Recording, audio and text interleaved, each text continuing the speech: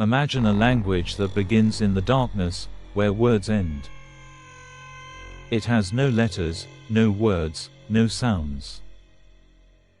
There is only geometry. There is only perfect mathematics. You wake up in the middle of the night, amidst rain and mud in the Wiltshire countryside, England. And when the morning comes, in the tens of thousands of square meters of fields in front of your door, you see a fractal geometry that even modern science has difficulty putting on paper. The wheat is not broken. It's just bent. It was as if a giant hand had gently combed them. They lied to us for years. They said, 2 old men built it with planks in their hands. They said, it's the work of drunkards. Well, a person, in pitch darkness, without a tape measure in hand, how can one convert the decimal places of pi into an error-free spiral? How can it encode biophysical anomalies into the soil? I am ONYX ABLE. Today we will not talk about the fields, but about the frightening possibility that the fields whisper to us. Is this an art? Is it a joke? Or is it a phone call from the stars, waiting to be answered? This phenomenon did not start in the 1990s as is thought. It is as old as human history. In a newsletter printed in England in 1678, he writes that farmers found their fields mowed in circles, too perfect to be made by human hands. At the time, they called it the reaper. Because the human mind either calls what it cannot explain, God, or devil. But something changed at the end of the 20th century. Messages have evolved. Simple circles gave way to complex pictograms, 3-dimensional illusions, and magnetic field maps. It was as if the other side was testing our intelligence level. As if to say, let's see how much you know about math. We've moved from a simple hello to a complex conversation. But we refused to listen. In 1991, 2 guys named Doug Bauer and Dave Chorley came along and said, "We did it all." The media was relieved, and scientists closed the file. Topic locked. Really? Let's look at a math problem. Summer 1996. A fractal called the Julia set has appeared right next to Stonehenge. A gigantic spiral, hundreds of meters long, consisting of 151 circles. A pilot who witnessed the incident said that the field was empty at 1730, but when he returned at 1815 he reported that this huge shape was there. 45 minutes. 151 circles. Do you know what this means? Those 2 men, without making any mistakes, without stopping, this means that it makes a perfect circle every 18 seconds in pitch darkness. No measurement. There is no planning. And most importantly, no errors. This is beyond human capacity. This is not a joke, this is a show of force. Well, if our eyes deceive us, let's trust science.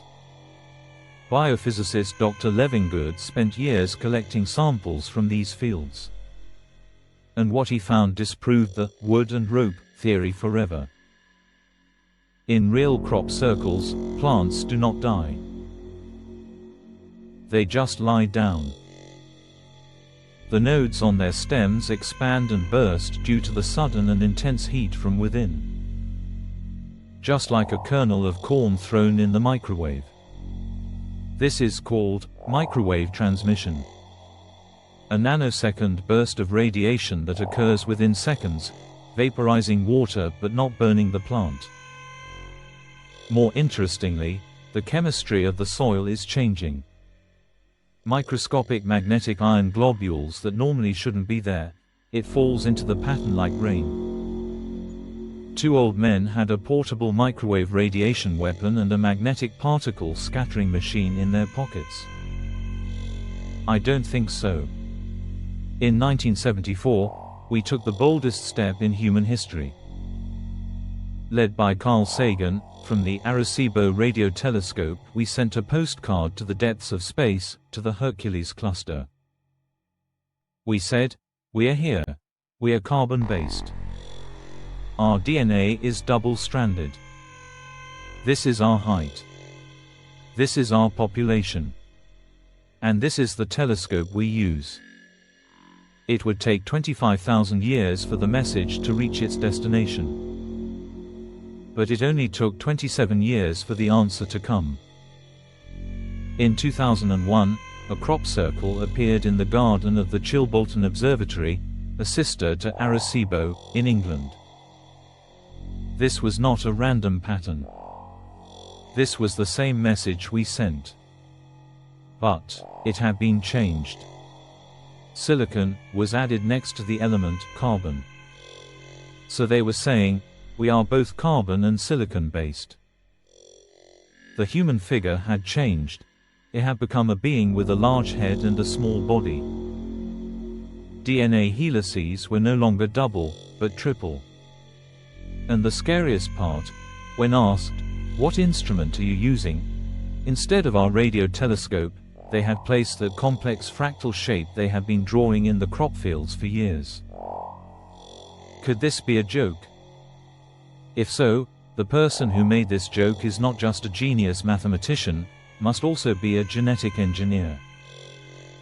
Or someone really. It said, "We received your message, here is our response." Exactly 1 year later. Before the shock of the answer had worn off, a giant face appeared near Winchester in 2002. An angry alien face, rendered like television pixels. And he was holding a disk in his hand. There was that language on the disk again, binary code. When decoded, the resulting text was not a poem or a greeting. This was a warning. Beware of those who bring false gifts and their broken promises. There is much pain, but there is still time. There is goodness out there. We stand against deception. The channel is closing. Channel is closing. Just like the end of a radio conversation. Who were these fake gift bringers? Who were they trying to protect us from? From our own governments? Or from the others in the dark? I am ONYX ABLE. Keep digging deep, questioning, and pursuing the truth. See you in the next file.